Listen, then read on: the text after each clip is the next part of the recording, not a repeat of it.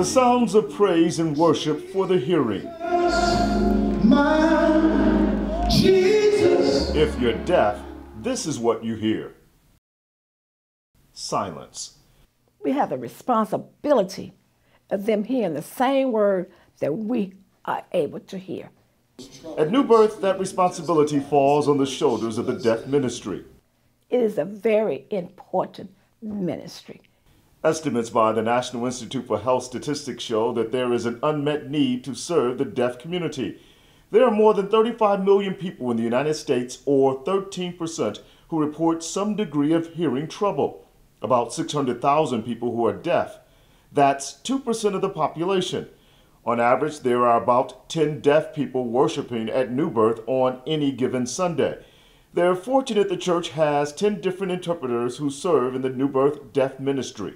I could hear the word at New Birth, the pastor was preaching, and I understand what he was saying. I just feel so much better. I was so excited.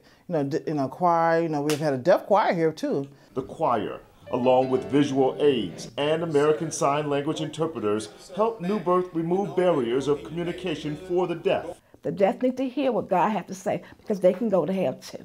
New Birth provides front row seating so the deaf can view interpreters easily.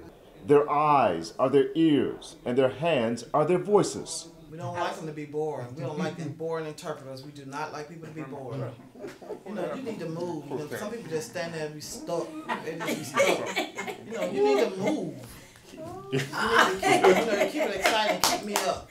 Also important to New Birth is advocating for the inclusion of the deaf in all phases of service. Bishop say, touch a neighbor. Touch them and say, you understand? Was it clear to you?